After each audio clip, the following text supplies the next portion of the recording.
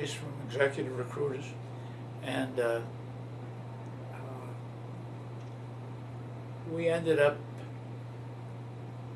trying to remember, I finally interviewed these people in New York a couple of times, and they offered me the job out in Columbus, Ohio.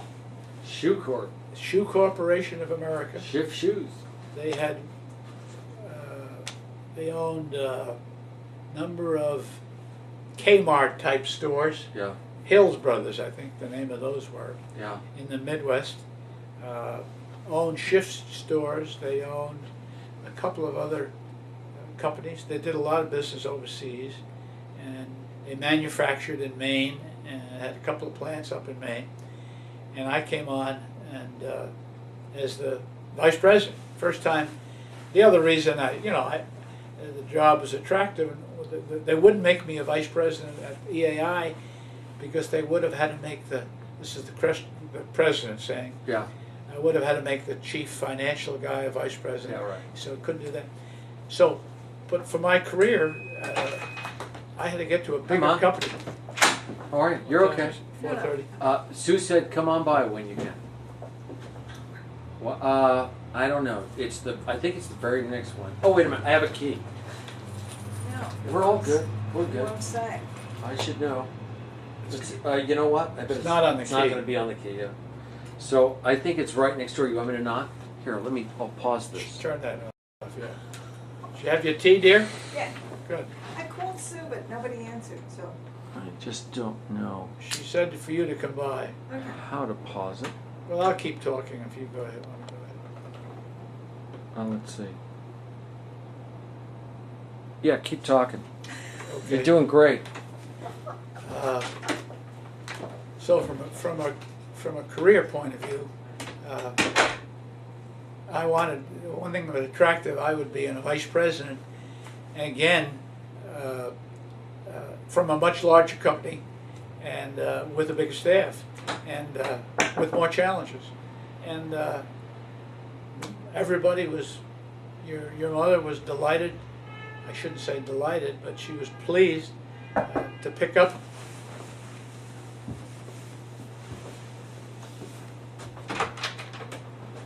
Okay. Come in, yeah. She was pleased to pick up and move the family. Wait a minute. That's revisionist history. She couldn't possibly have been pleased to pick up. She was not. She did not object. We went out Really? on a visit before I took the job, and went out looking at houses, and we picked one out, and strangely enough, everything was great. And then we came back. I don't remember the timing of when we sold the house or how quickly that happened, but we ended up putting everybody in the car. And by that time, we had a few other kids. Then, I think we had. Tricia and John. We had Tricia, John, and yeah, Tricia and John, And not Billy, not Billy yet. Billy was born in. He was born. He wasn't born in Ohio, was he? No, he was born in New Jersey before I moved the family out. Yeah. And Gosh. it was. But we finally went out there, and we took the dog with us, Corky, and we had this beautiful new split level. I guess it was a Yeah. split level. Had a big fence for the dog, and everything was good, except within a couple of weeks, maybe a month. Rick was miserable because he left. I don't think it was a girlfriend, but friends Yeah. in Rumson, and we threw him into a strange environment, and so he was very unhappy. And your mother was extremely unhappy, and got to be very serious. It got to the point where we thought maybe we'd have to break up. I don't know, and I don't know whether other factors involved. Whether she had some kind of a middle-age problem or something like that, but I always attributed to mostly that Rick was the most vocal and the most unhappy. And I guess after maybe a year, maybe it's less than that, not much less, I said, okay, I'll promise to go. I'll try to find another job and move us back if we can. And it just so happened, within a short period of time, I got a call from a recruiter. And in fact, I may have sent my resumes out to some of these recruiters, I probably did. And about a job with the National Lead Company. And I went in for interviews, I guess twice, with a recruiter. And then the man I was going to work for. And then I came back, had another one. They offered me the job on the second visit at a fairly significant increase in salary over what I was earning at the Shoe Corp and a vice president title. And this is a major corporation, New York Stock Exchange. It must have been 150 million, 200 million in sales. No, it's got to be bigger than that. Shoe Corporation was 200 million. It might have been $500 million. I don't know. Yeah. I think they were ranked 151 on the Fortune 500. Something like that. Yeah. They were an old-fashioned company, and what was happening was that they were the chairman, who had run the company for 20 years, was sort of being eased out, and they brought in some consulting firms, Crescent, McCormick, and Pages, as a matter of fact, to do a study. And part of the study concluded that they needed financial strength. They did not have budgets. They had a treasury function, but they didn't have a good accounting function. They had a labor relations function, but they did not have a human resources function. They had no succession planning. They had no training, things like that. So that's why they were recruiting. And they recruited a senior guy, I forget from where he was, vice president of finance. They recruited me as vice president of human resources, and a number of others. And our job was to build staffs and go from there. And your mother was delighted, but unfortunately Ricky wasn't so happy this time because he had developed a relationship with a girl next door. Who was a real looker, by the way. Who was a real looker. Tanya. Well, Tanya was the sister, wasn't she? Yeah, that's right. And Tammy. Tammy Thomas or something. Yeah, and nice people. And I think if we had probably had not had this job, things would have settled down. Everybody probably would have gotten used to it. Right. Because Columbus was a great town. The company had regular season tickets to the Ohio State games. Yeah, I remember. We used to go to the games. We didn't have a place to go in the summer. They had two rivers around. Right. And we didn't belong to a club yet. But it could have been okay. Yeah. But I was kind of embarrassed, and I blamed it all on your mother, which was basically true, that the family was miserable and unhappy, and I just couldn't live with it. And I just fortunately had gotten this job with National Lead, and we went from there. I think you and I, we ended up moving back, and you and I drove Corky home. That's right. In the car. Yeah, and he was on tranquilizers. He was on tranquilizers. And I was breaking up. I was missing my first girlfriend, Amy Henry. Yeah. I was pining for her. Yeah. And we came back and stayed down at the beach at Mama's house, I guess. That's right. And then waiting for our stuff, and then the Molly pitcher in. Molly pitcher. Yeah. And we came back up to Rumson, and that was when we looked at maybe buying a house in Garden City where my brother lived. Yes, that's right. And it would be a better commute for me. Yeah. But I think maybe we looked at Spring Lake. Yeah. But your mother wanted to return Rick to Christian Brothers Academy, and so I was willing to do this in the interest of keep the family happy, and it turned out okay. The commute was tough, but yeah. and my career at NL was pretty good. I mean, really good. I mean, you were executive vice. You ended up as executive vice president. Executive vice president. And if it hadn't been for them deciding that they wanted to invest or invest more heavily in oil as opposed to chemicals and metals, I mean, you could have been the next president. Yeah, that could have been. That was the reason they made me executive VP. It's strange. He had a consultant that I work with, traveled to Europe with a lot of times because by this time I had operational responsibility. I was a group executive, Right. and we had facilities over in Europe and Germany, Norway, and England, and I went with this consultant. And I'm not sure whether he was required to go or whether I asked him. I think he was sent over by the president to get a reading on how good I was doing. I think basically. Yeah. And he must have come back and said, "Yeah, he's doing a good job." And I think he was under pressure from his board to get a succession plan. So he was originally going to name me the only executive VP, but the consultant convinced him that he should name, so it wouldn't be just a crown prince, they would name the financial guy also an executive VP, and then the fellow, the group vice president who ran the metals operation. So there were three of us. Yeah. And then later on, as you said, he got to the point where he came out of the mobile chemical and the mobile oil business, and he just really felt that he wanted to invest into this business. And then he finally told me, he said, I've got to bring in somebody to take my place who's got this oil field background.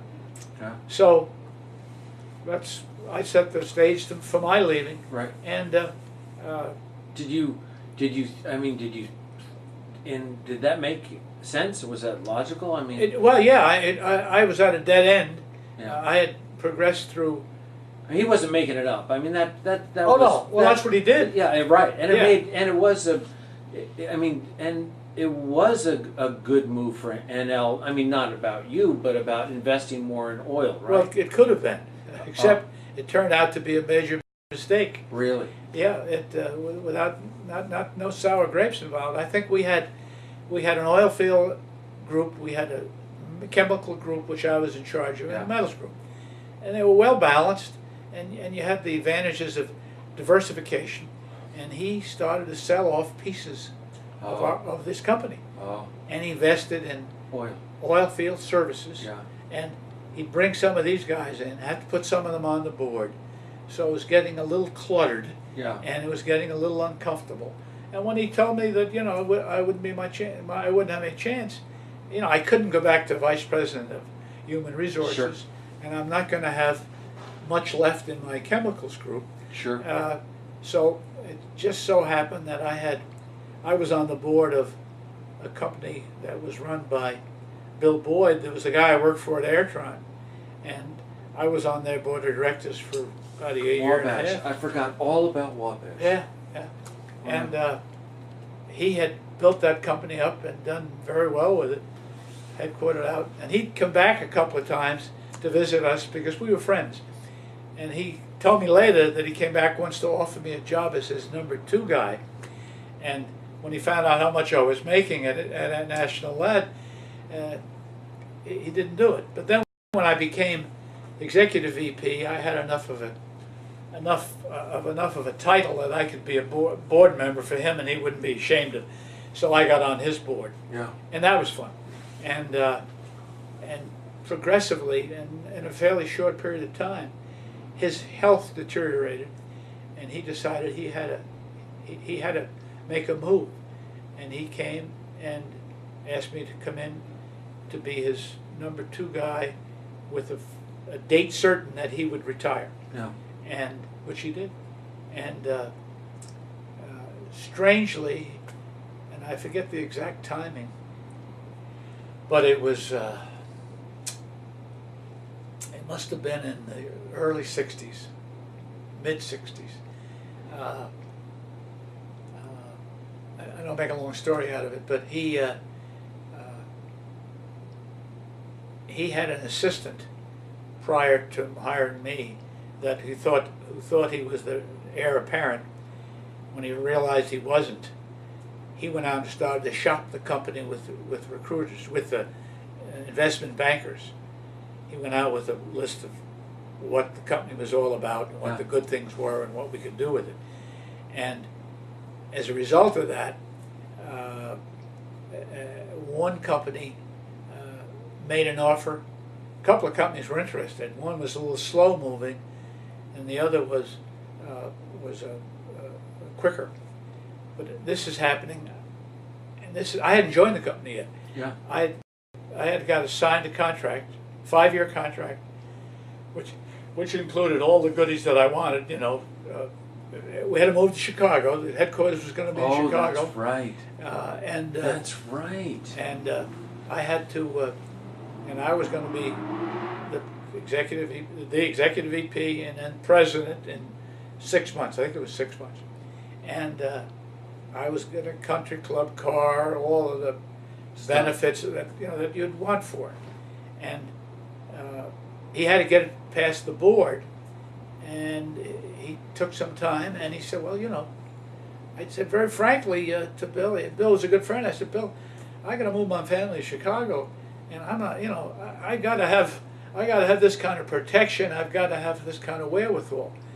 And he went back to the board, and I said, you can get somebody cheaper than me, probably, and maybe with better background.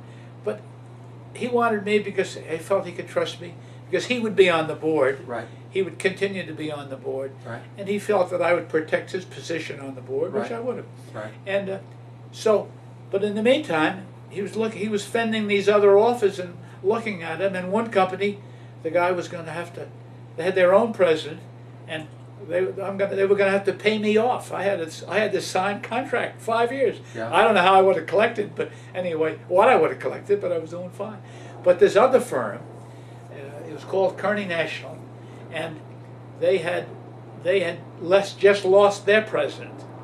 So when they found out that they were going to get stuck with me, in effect, and they checked me out, found out I guess I was okay, they offered me the job not only of president of Wabash, but president of Kearney National, which was a right. major company. Gosh, I forgot all So then, Yeah. and I had this 5-year contract, and I had the job as CEO of Kearney National, Yeah.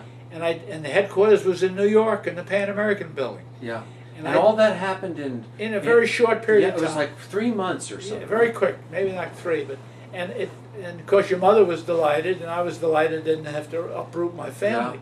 But it was such a great opportunity financially. I don't know how many others I would have had, but I mean, this was tailor-made because I knew the principles, Yeah. And before the Wabash thing, I didn't know the Yeah. principles in the other one, and I thought about saying, well, maybe I shouldn't take it, but it was a perfect situation, Yeah. and it turned out fine.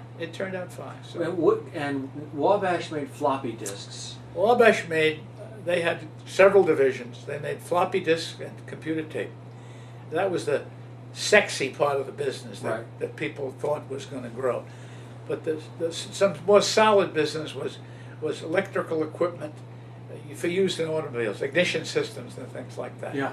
And Oh, that's right. I remember you brought home a battery charger once. and they made battery chargers. That was Right. one of the things. Right. But they had big contracts with Ford, and they did some good work. They had a secondary auto parts business where they rebuilt parts for the automobiles, and that was headquartered in Des Plaines, Chicago, Illinois. And they had the headquarters for the floppy disk and computer tape was out in Huntley, Illinois, which is about 80 miles west of Chicago. And so they had all these operations. And then Kearney National was a company that had a strong position in the power business. They supplied parts for utilities. It's what they call, I forget the name of some of the equipment, but they provided protected transformers from burning out. Yeah. If there's a surge of electricity, they kind of, Mhm. like a fuse. And they had a company that built flagpoles.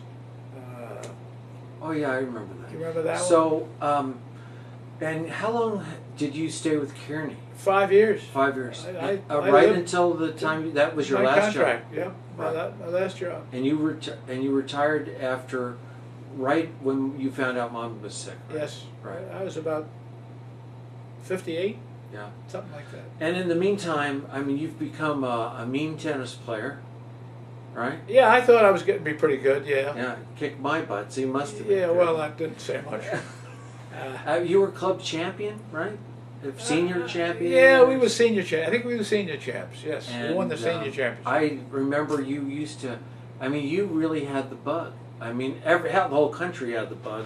It was Tennis? that was the time of Yeah, I played- Connors and yeah, yeah. who was the Swede? What was it?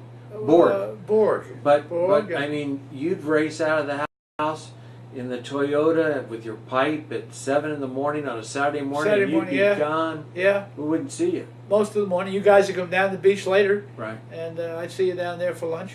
So those are all. I mean, when you look back at Bellevue, living on Bellevue Way, right? Bellevue Avenue. Bellevue Avenue, Sailors Way in Bellevue. Right. Yeah. Right. Good time. I mean, you enjoyed all that, or I mean, we were. Oh you know, yeah, yeah. sure. I mean, I had a good career. I was progressing. I was making more money. Yeah. I was able to put money away. Yeah. The stock market was doing pretty good. Right. We went up and when your mother wanted to move out of Bellevue, we went up and looked at the house on Ridge Road? Ridge Road, and she had looked one other one before, and I wasn't ready for that, and I remember We just wrote a check. wrote a check for $10,000, I think, as down payment or And she was. for the contract, and She told everybody that story. she was in seventh heaven, and she loved that. Yeah. And it was a nice house. It was a very comfortable house. I Yeah. liked it. I mean, that was. You kind didn't of live a in it very much. No, that was a statusy house. I mean, It was a status house. but it was For her. But it was understated. I mean, it wasn't a McMansion. It was. No. It was. I think good architecture. It was 70, 80 years old. Yeah. There had been Needed work. needed some work. There had been some additions to it. Great curb appeal, though, right? Great curb appeal. 2.5 acres, I guess it was. Yeah. A nice piece of property. One that we had looked at. It was the Azalea House. Remember? Yeah. The whole Yeah. bunch in front of the house Yeah. was banked in azaleas. Yeah. And your mother was in seventh heaven with that house. She was really, She really- unfortunately, She died in it. she got it. She died in Yeah. it. And So do you remember when you must remember she?